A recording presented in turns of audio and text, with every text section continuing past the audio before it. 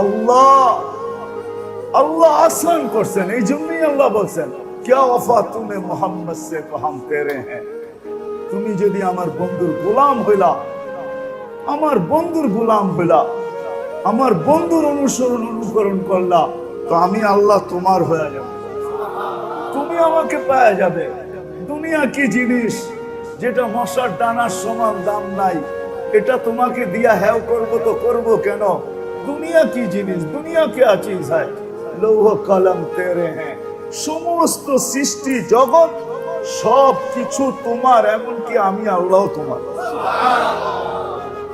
এই জন্য দ্বিতীয় আমাদের কাছে দাবি হলো বন্দেগীর সাথে সাথে নবীর গোলাম। নবীর নবীর নবীর মানেন, বুঝতেন? বুঝে আসলো? নবীর গোলাম। এখন বলবেন সবগুলা কি আমি করতে পারবো? এই জন্য নবীজি আল্লাহর পক্ষ থেকে আমাদের জন্য সহজ করতেছেন। লাউ তামাসসাকা বিসুন্নতি মান তামাসসাকা বিসুন্নতি মান আহাব্বা সুন্নতি মান আহইয়া সুন্নতি মান হাফিজা সুন্নতি। যে আমার একটা সুন্নতকে নিজের জীবনের ঐতিহ্য বানাবে, নিজের জীবনে একটা সুন্নতে অভ্যস্ত হবে, ওই সময় যে সময় ফিতনা আর ফিতনা, যেমন আজকে ফিতনা আর ফিতনা, সর্বদিকে নবীর সুন্নত আজকে বিতাড়িত, লাঞ্ছিত, বঞ্চিত, অবহেলিত, দীক্ষিত, ঘৃণিত। এই সময় যে একটা সুন্নতকে নিজের সঙ্গী বানাবে, আল্লাহ রাসূল ওয়াদা করতেছেন 100 শহীদের সওয়াব তোমাকে দেওয়া হবে। তো আল্লাহর সাথে কথা বলার, আল্লাহ কথা বলার সুযোগ দিতেছে। আল মুসাল্লি ইউনাজি রব্বা, নামাজি আল্লাহর সাথে কথা বলে। সোজা বাংলা, নামাজি আল্লাহর সাথে কথা বলে। তো কথা বলার সুযোগ দিতেছে, আজান শোনার সাথে সাথে সবার দৌড়ায় আসা উচিত ছিল। কেন? মালিক আমাকে এখন কথা বলার সুযোগ দিতেছে, সবার দৌড়ে আসা উচিত ছিল। সবার দৌড়ে আসা এই জন্য উচিত ছিল, আসসালাতু মিফতাহুল জান্নাহ, যে এই বেলাই আমার হাতে জান্নাতের চাবি উঠায়া দিবে, এই জন্য দৌড়াইতেছে, এই জন্য দৌড়ানো দরকার ছিল। জান্নাতের চাবি দিবে, আবার দৌড়াই আসা কেন দরকার ছিল? আস-সাজিদু ইয়াসজুদু আলা কাদামাইর রহমান, নামাজি আল্লাহর কুদরতি পায়ে মাথা রাখে, ওয়াসজুদ ওয়াক্তারিব। আর হাদিসও আছে, সেজদারত অবস্থায় মানুষ আল্লাহর যত কাছে যায় আর কোন অবস্থায় এরকম কাছে যাওয়া যায় না। তো সে ছুটে আসতো এই জন্য যে আমি আল্লাহর একবারে কাছে চলে যাব, কাছে। আর আল্লাহ যাকে একবার কাছে করে তাকে কখনো দূর করে না। কেননা দুনিয়ার মানুষের নিয়ম ভিন্ন, দুনিয়ার মানুষের ভিন্ন অবস্থানে আছে তো বড় দাম আছে, অবস্থান নাই এখন নিজেই ফাইল নিয়ে সব টেবিলে টেবিলে ঘুরতেছে। মনে হয় বুঝাইতে পারি না, আপনারা মনে আমার কথা বোঝেন না। অবস্থানে আছে তো বড় দাম আছে, অবস্থান নাই এখন নিজের অফিসেই নিজে সবার টেবিলে টেবিলে ফাইল নিয়ে ঘুরতেছে, ভাই আমারটা ঠিক করে দাও, আমারটা ঠিক করে দাও। ঠিক না? এটা হলো দুনিয়ার নিয়ম। অবস্থানে আছে তো খুব আছে, অবস্থান নাই তো কিচ্ছু নেই। আল্লাহর কাছে এরকম না, আল্লাহ যাকে একবার অবস্থান দেন তাকে কখনো পিছিয়ে নামান না, বরং আরো উপরে বাড়ায় দেন, আরো উপরে বাড়ায় দেন। চলেন, এতটুকুই তো যথেষ্ট ছিল যে আল্লাহ রসুল কানতে কানতে কানতে উমর রাদিয়াল্লাহু তাআলা আনহুকে পাইতে, তা আল্লাহ পাওয়ায় দিছেন, আয়না পায়ে রেখা দিছেন, ঠিক না? মুসলমান হয়ে গেছেন, এতটুকুই তো যথেষ্ট ছিল, ঠিক না? কি বলেন? আমার কথা বোঝেন না মনে হয়? এতটুকুই যথেষ্ট ছিল যে বন্ধু আপনি চাইতেছিলেন, ঠিক আছে আপনার পায়ে আয়না দিয়া দিলাম, কিন্তু পায়ে আয়না দিছেন তো দিছেন, দিতে দেরি, আরো উপরে বাড়াইতে দেরি করেন নাই। পায়েও আয়না দিছেন, আবার কয়েক ঘন্টার ভিতরে ফারুকে আজমও বানায় দিছেন। আল্লাহ আরো উপরে উঠায়, নিচে নামায় না। দুনিয়ায় অবস্থানে থাকলে দাম থাকে, অবস্থান থাকে না, দাম থাকে না। আজকে বললাম না, দুনিয়া দিলে গাথা আছে, এই জন্য দুনিয়া করা আমাদের জন্য সহজ। সারাদিন রোদ্রে থাকা, দাঁড়ায় থাকা সহজ, সারাদিন বৃষ্টিতে ভিজা সহজ, সারাদিন গরম সহ্য করা সহজ, সারাদিন ঠান্ডা সহ্য করা সহজ, তুফান মাথায় নেওয়া সহজ, দেশ থেকে দেশান্তর হওয়া সহজ, বিবি বাল বাচ্চা ছাড়া সহজ। আপনি একটা কথা চিন্তা করেন, আমরা যারা বিকালে গেলেই বিবি বাল বাচ্চা কাছে পাই, আর যারা প্রবাসে থাকে তারা কি ডেলি বিকালে পায়? সপ্তাহে একদিন, মাসে একদিন, বৎসরে একদিন, ছুটিতে না আসা পর্যন্ত পায় না, ঠিক না? এটাও কিন্তু সে একটা ত্যাগ স্বীকার করতেছে, ঠিক না? আমরা যারা ডেলি রাত্রে বিবি বাল বাচ্চা পাই, আমাদের যে একটা অবস্থা, আর যারা 2 বছর 3 বছর পর 2 মাস 3 মাসের জন্য আসে, তাদের দিলের অবস্থা কিরকম আপনি কি তুলনা করতে পারবেন? কিন্তু সে দুনিয়ার জন্য সয়া নিতেছে, কেননা বিবি বাল বাচ্চার ফিউচার, ভবিষ্যৎ সামনে, এই দিকে তাকায় সে সয়া নিতেছে। দুনিয়া সইতেছি কেন? এইখানে গাথা, দিলে গাথা আছে, এই জন্য সয়া নিতেছে। আখেরাত দিলে গাথা নাই, আখেরাত দিলের ভিতরে গাথা নাই। যদি গাথা থাকতো তাহলে দুনিয়ার কেউ আসুক আর না আসুক, মুসলমান আজান শুনতো আর ছুটা মসজিদে চলে আসতো। কেননা মুসলমান জানে যে মসজিদে ছুটা আসা না, আল্লাহ তার সাথে এই মুহূর্তে আমাকে কথা বলার সুযোগ দিতেছেন, এই জন্য আমি ছুটে যেতেছি। আজকে দুনিয়া সহজ কেন? এইখানে গাথা আছে, এই জন্য। দিন গাথা নাই, আখেরাত গাথা নাই, আল্লাহ রসুল গাথা নাই। এই জন্যই আল্লাহ আমাদেরকে যে যোগ্যতা দিছিলেন, আমাদের সবাইকে আল্লাহ যোগ্যতা দিছেন। যোগ্যতা গণাইতে গেলে জীবন শেষ হয়ে যাবে, কিন্তু যোগ্যতা গণানো শেষ হবে না। আপনি মোটা সোটা, লম্বা সম্বা, এগুলো সব আল্লাহর দেওয়া যোগ্যতা। নাহলে আল্লাহ যদি আপনাকে আমাকে বেটে বানায় রাখতেন, কে লম্বা করে দেখাইতো, ঠিক না? কি নাই বেটে? বেটে চিনেন? বাওনা চিনেন? বাওনা নাই, বাওনা দুনিয়াতে। ওকে কেউ লম্বা করে দেখাতো? এই লম্বার যোগ্যতা কে দিছে? কতজন তো চিকন, খাইও মোটা হয় না, ঠিক না? আমরা কি বলি, তুই খাস, যায় কই খাস না, খাইতে খাইতে তার বড় মোটা হয় না। তো সবাই কি বলে, তুই খাস, কই যায়? তো শরীরে তো দেখি না কিছু। আল্লাহ মোটা বানায় নাই, যোগ্যতা দেয় নাই, আরেকজনকে বানায় দিছে, না খাইলেও মোটা হয়। আল্লাহ আমাদেরকে অগণিত যোগ্যতা দিছে, বইলা শেষ করা যাবে না।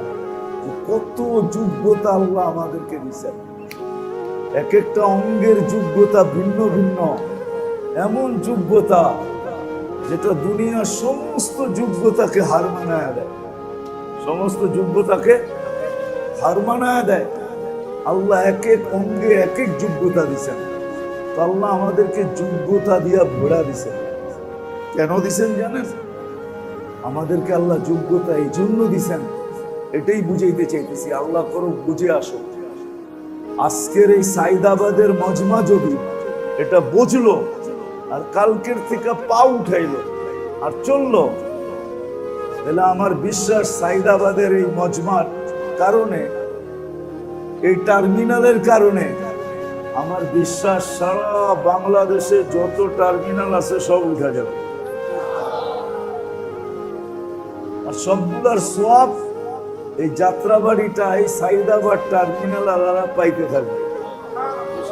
শুধু দুনিয়ায় থাকা অবস্থায় পাবে না, কবরে বসেও পাইতে থাকবে, কবরে বসেও পাইতে থাকবে, কিয়ামত পর্যন্ত পাইতে থাকবে। যা আজকে আমি বুঝাইতে চাইতেছি যদি আমাদের বুঝে আসে।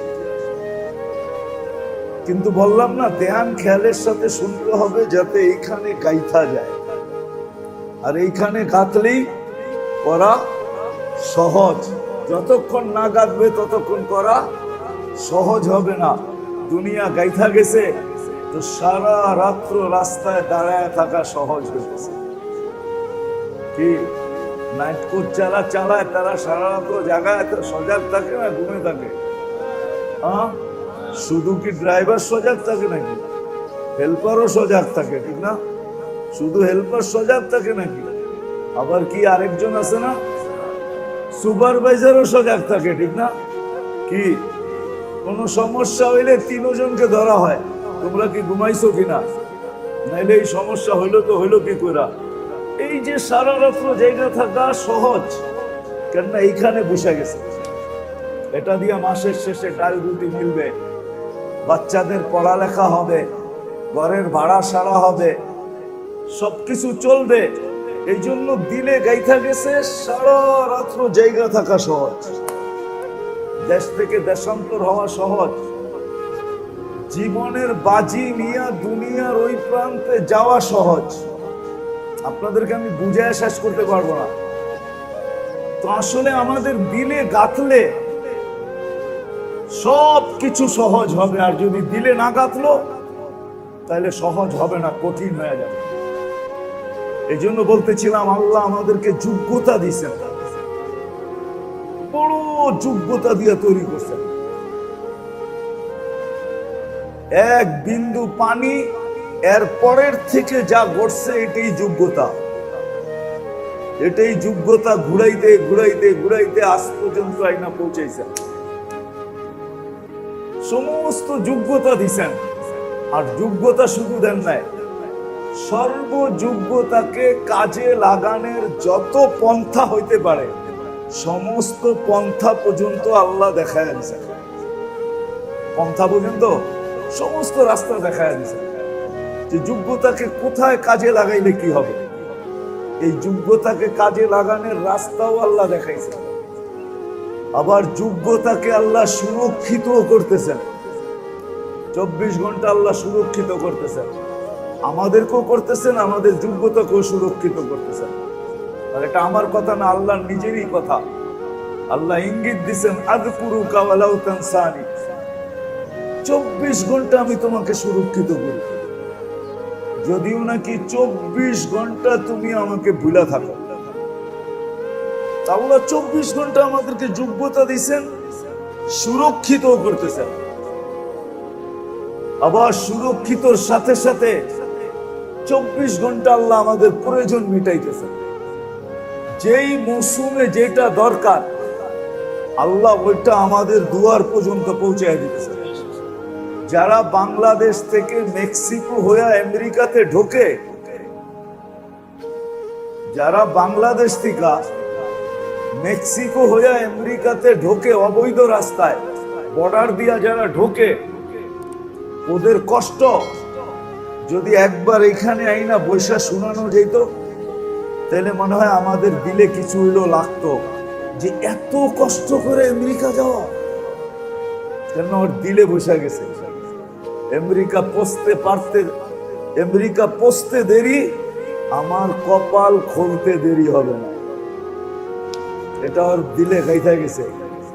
এই জন্য যা হয় হোক, জীবনে একটা রিস্ক নিয়ে দেখি, এই কথা বলেই কিন্তু যায়। ওই জীবনটা চিনেন কি?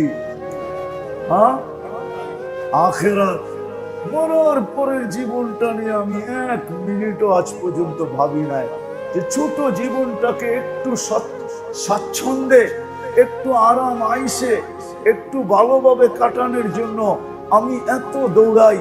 একদিনও রাত্রে নির্জনে বসে এই কথা ভাবি নাই যে ওইখানে ভালো মতে থাকার জন্য আমি কতটুকু দৌড়াই।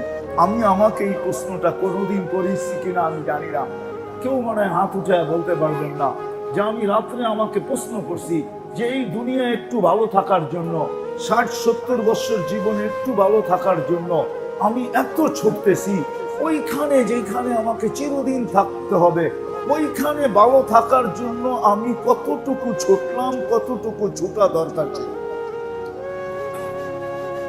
ছুটলো না, ছুটে নাই, বাদ দিলাম, চিন্তা করছি কিনা 1 মিনিট।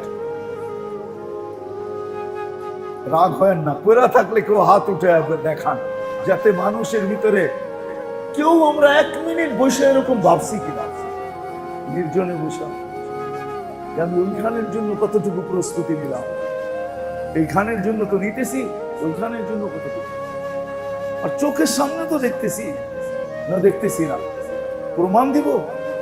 তাদের মা বাবা নাই, বলেন তো দেখি, হাত উঠান তো দেখি। মা দুজন না, একজনও যান নাই, মা নাই বা বাবা নাই, বা দুজন নাই, কাদের কাদের নাই? আল্লাহু আকবার, অনেকের নাই না, মা চলে গেছে মা বাবা, ঠিক না?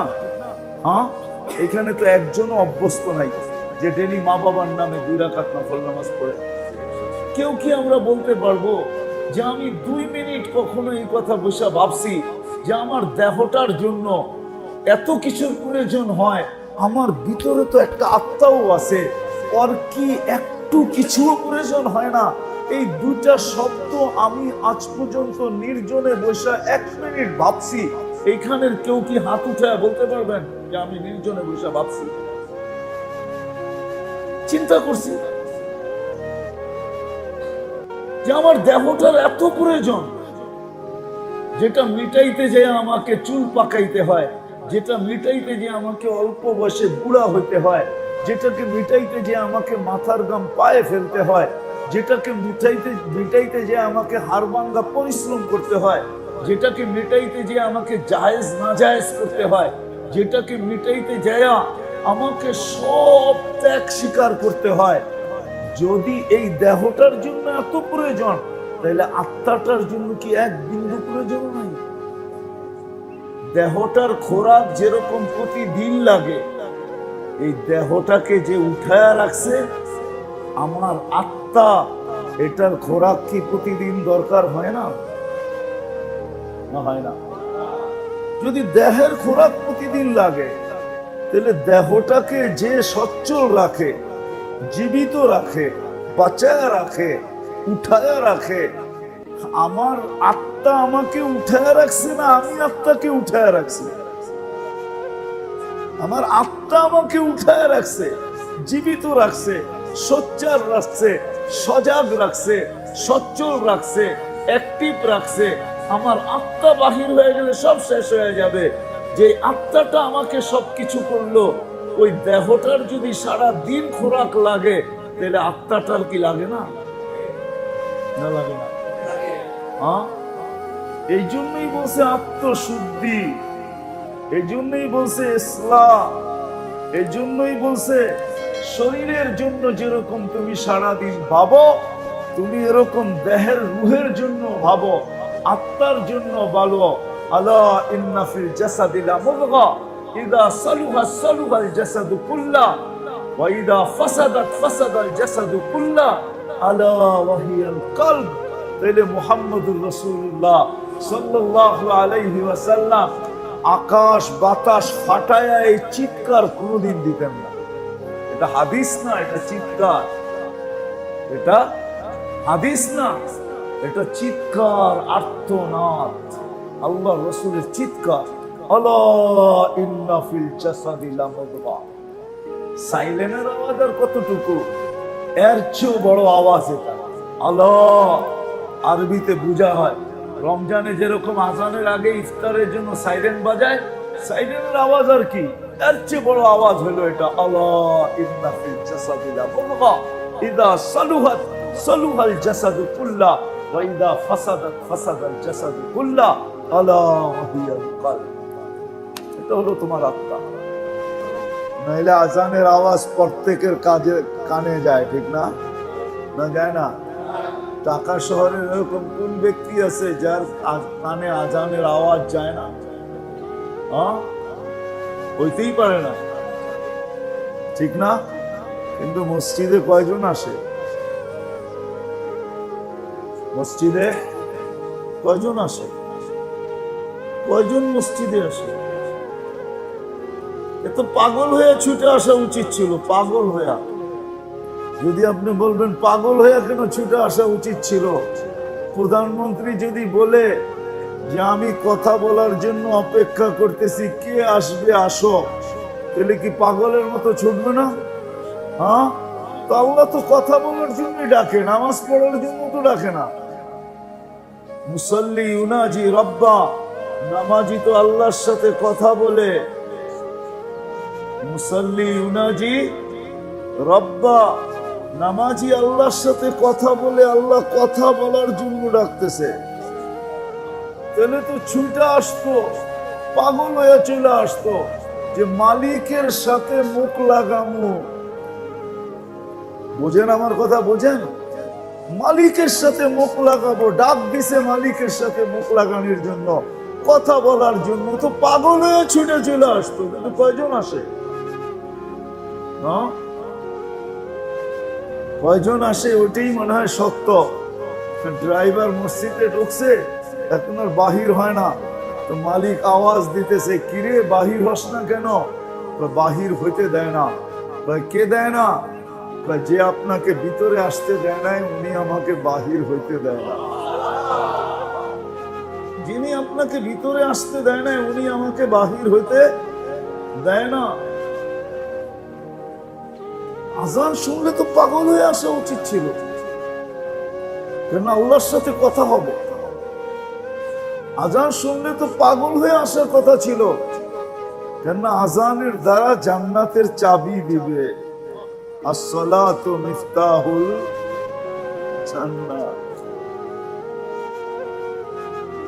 পাগল হয়ে আসা উচিত ছিল না। মসজিদে পা দিতে দেরি, যারা ওয়াজাবা আলাল মাজুর আন ইউকরিমা যায়ের, আল্লাহ নিজের কুদরতি হাত দিয়া সম্মানের মালা পরায় দিবে।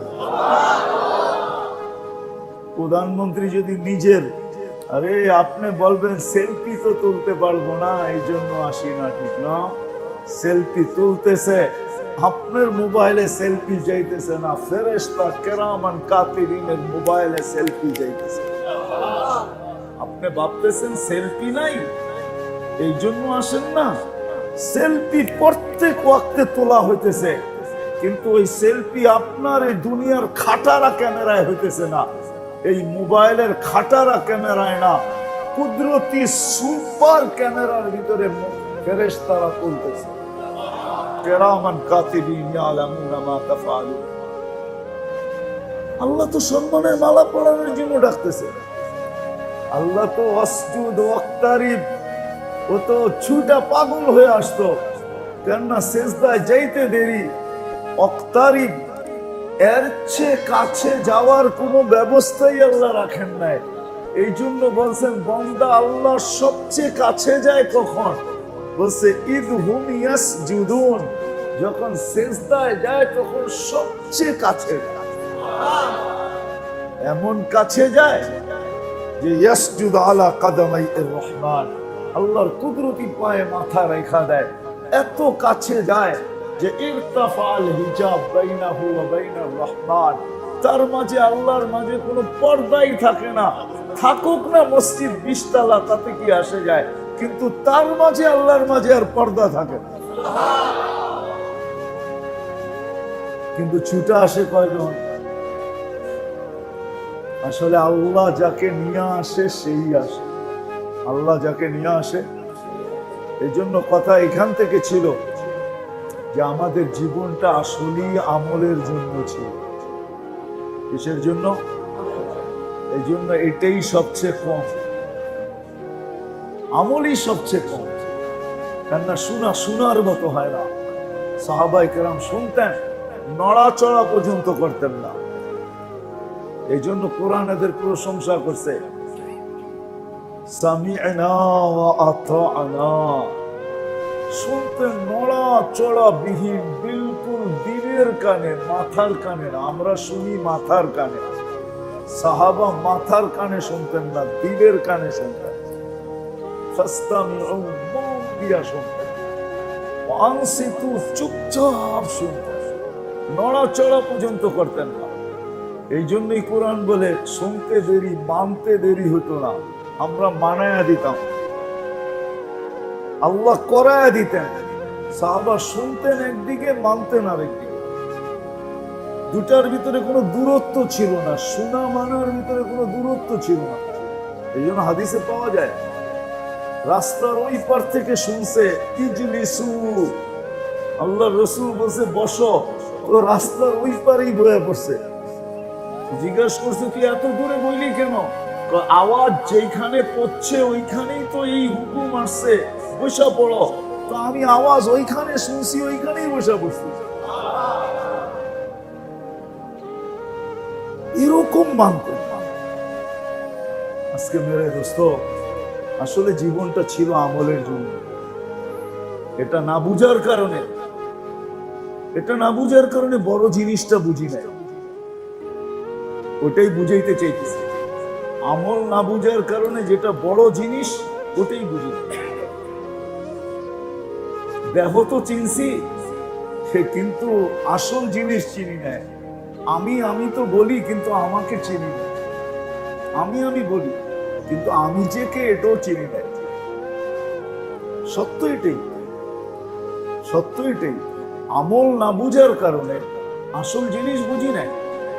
আজকে আমাদের সমাজের প্রত্যেকটা মানুষ সারা দিনের পরিশ্রম হলো দুই জিনিসের ভিত্তি, দুটাকে কেন্দ্র করা, এই ছোট জীবনটাকে কেন্দ্র করা আর এই 3.5 হাতের দেহটাকে কেন্দ্র করা। আমাদের সব মেহনত হলো শুধু এই ছোট জীবনটাকে নিয়ে। ছোট জীবন বোঝেন, জন্ম থেকে মৃত্যু পর্যন্ত। অথচ আল্লাহ এই জীবনটাকে, এই উম্মতের খাতিরে পুরা জীবনটার হিসাব আল্লাহ নেবেন না। এই উম্মতের জীবনের মূল্যায়ন, পুরা জীবনের হিসাব আল্লাহ নেবেন না। 60 বছরের হিসাব নেবেন না, 60 বছরের হিসাব এই উম্মত থেকে নেবেন না, 70 বছরের নেবেন না। কেননা বালেগ হওয়া পর্যন্ত 15 বছর তো আগের থেকেই মাফ। ছেলেটা হিসাব নিবে কি করে? এটা নিবে না, কলম উঠানো। যার হয়ে গেল ওইটার ভিতর থেকে 24 ঘন্টায় যতটুকু আমরা ঘুমাই ওটুকু মাফ, ওই সময়ও কলম উঠানো। অল্প একটু সময়ের হিসাব, অল্প একটু সময় বন্দেগি। এটা না বোঝার কারণে আসল জিনিস বুঝি না।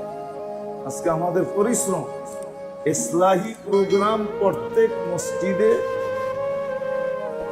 হয়। মেরে দোস্ত, উচিত তো ছিল প্রতিদিন হওয়া, উচিত তো ছিল প্রতি সপ্তাহে হওয়া। যদি তা না হয় তো প্রতি মাসে হওয়া উচিত ছিল, প্রতিদিন হওয়া উচিত ছিল। কেন আমি বুঝাইতে চাইতেছি,